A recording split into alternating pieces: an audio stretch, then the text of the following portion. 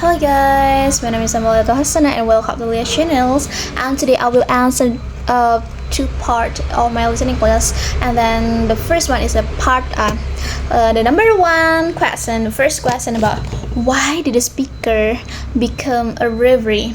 So he chose to become a referee because of two reasons. The first reason was to stay in a good shape, and the second reason was to learn how not to take things personally. Alright, the number two questions about how much does the speakers earn per month? Alright, he earns 20 euros per match. Alright, and then the number three question or the third questions, like what kind of comment the spectator usually showed. So spectators usually showed about criticism, complaints and other negative comments rather than positive encouragement to referee. Even the speaker said that as referee he is the scapegoat. Apparently he is always wrong, it's always his fault. Alright, next, what is the first strategy that mentioned by the speaker? Alright, the first strategy is about it is not about me. So in this strategy, there is a shift focus from our ego to the other person's perspective and intentions. The speaker emphasized about look at the other people intention. Alright, the next about the second strategy. The second strategy is this about it is about me. So when we have to reflect on our insecurity and sensitivities that may have been triggered, the speaker emphasized give ourselves empathy and speak up in this strategy.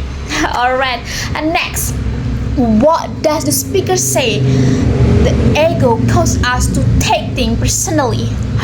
Alright, it's because our ego wants to be acknowledged and to be right.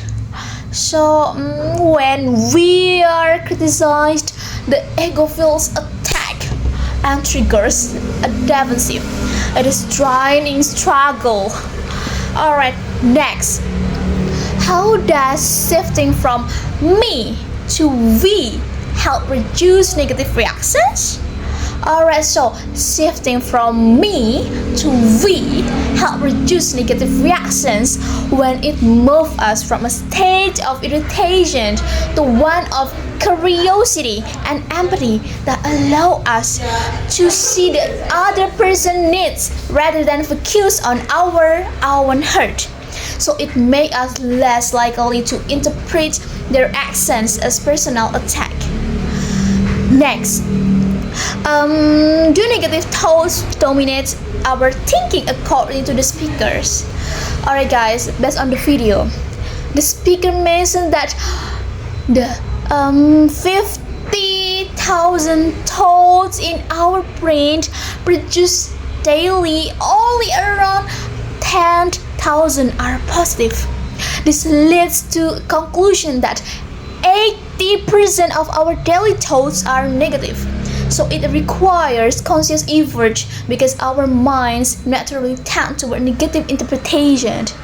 Alright, next, I have to explain about criticism becomes personal for someone. Alright guys, criticism becomes personal for someone when it hits a raw nerve or it touches a person's insecurities, fear, and unresolved emotional issue that make us believe the criticism might be true. Alright, next, the deeper message of 20 euros is sample at the end. Alright, the deeper message of this is that no matter people criticize, ignore or insult us, our intrinsic value as a person remains unchanged. And then have I ever feel something personally like the speaker? Yes, ever and often. For example, when my boyfriend did not reply my message quickly like I did to him, I thought that he was bored with me or he was angry with me, but later I found out that his life is not only about me, and maybe he was busy, or that's Sean. This is not only about me. So guys, the next question about when someone criticizes me or criticizes you, how do I usually react? Why? Alright, when someone criticizes me, my first reaction is sad.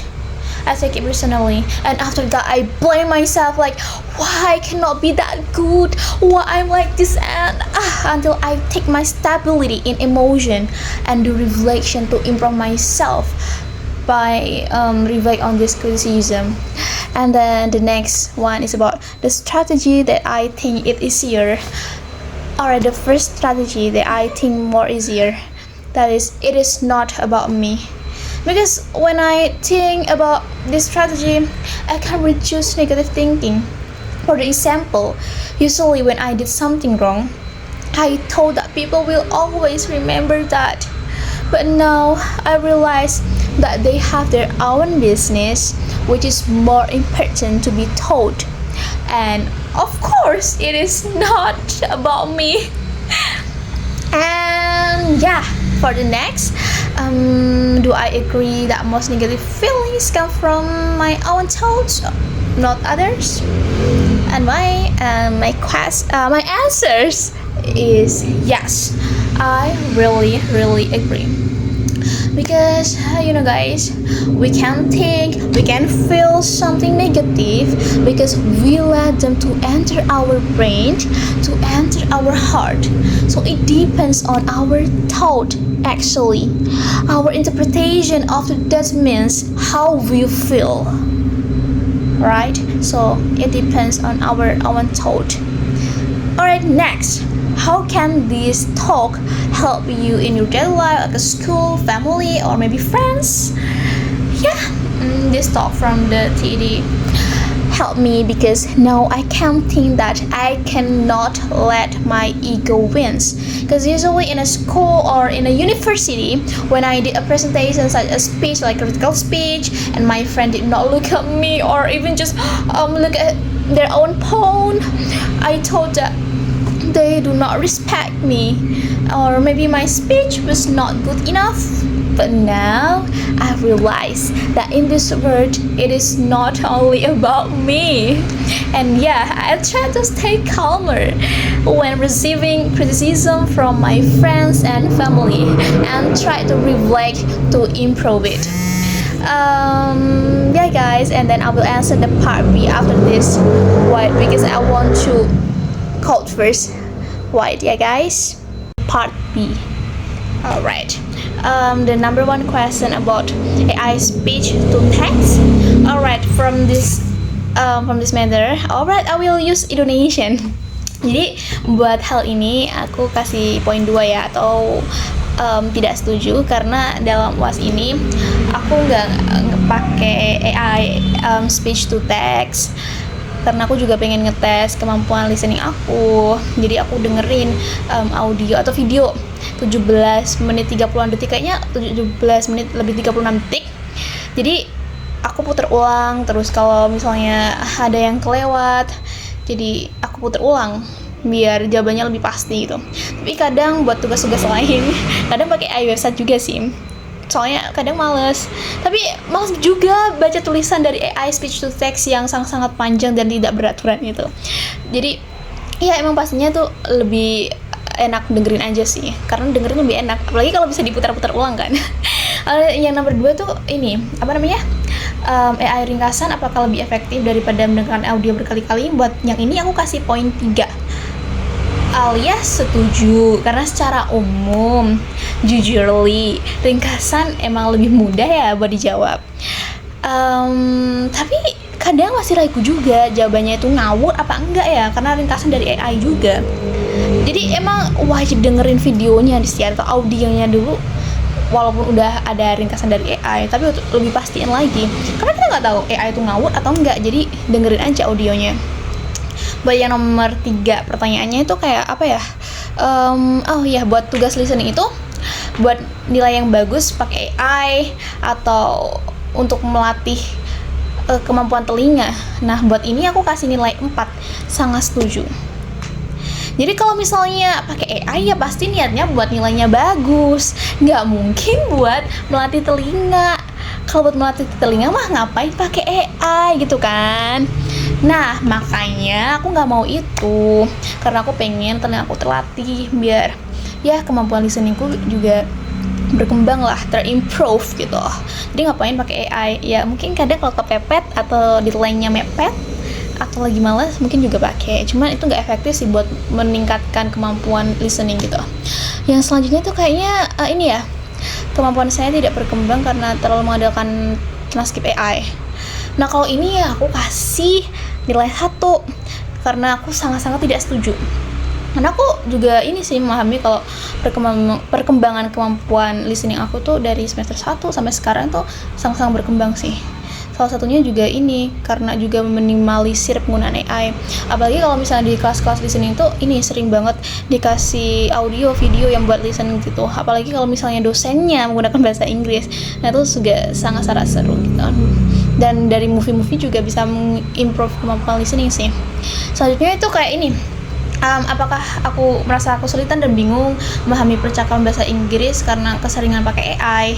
Nah kalau yang ini aku kasih poin 2 alias tidak setuju.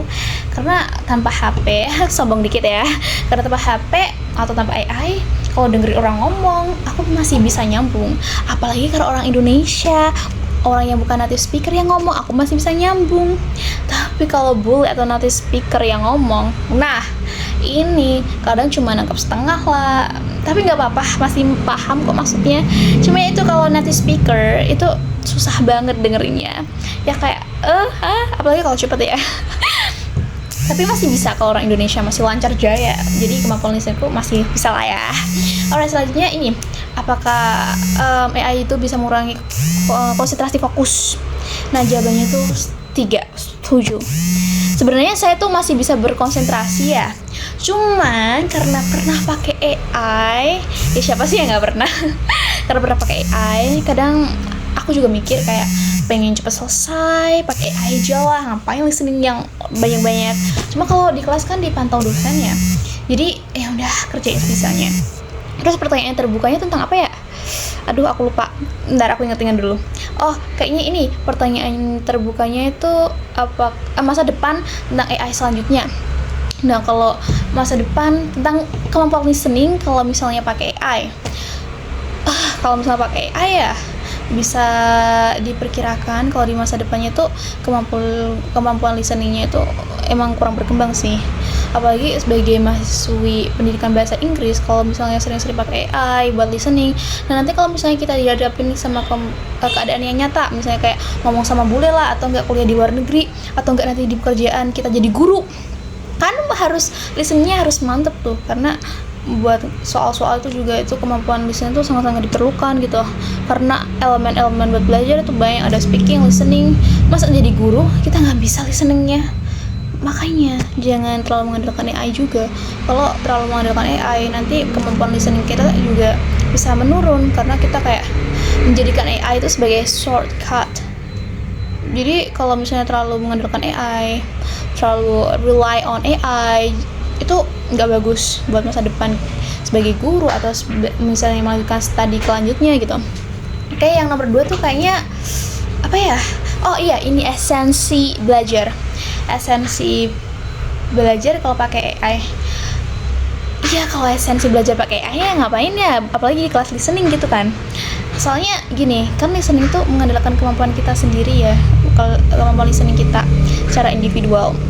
Kalau misalnya pakai AI kayak langsung misalnya nih tinggal cantumin videonya terus suruh AI jawab, itu kan ibaratnya kita nggak melatih kemampuan listening kita. Padahal lumayan juga ya bayar UKT, tapi listeningnya nggak terasa gara-gara sering ngandalkan AI gitu. Jadi menurut aku esensi belajar dengan AI sebagai shortcut di kelas listening itu sangat-sangat ini sih nggak ada esensinya, karena itu bisa mengurangi kemampuan dan bisa melibatkan atau menyebabkan ketergantungan juga.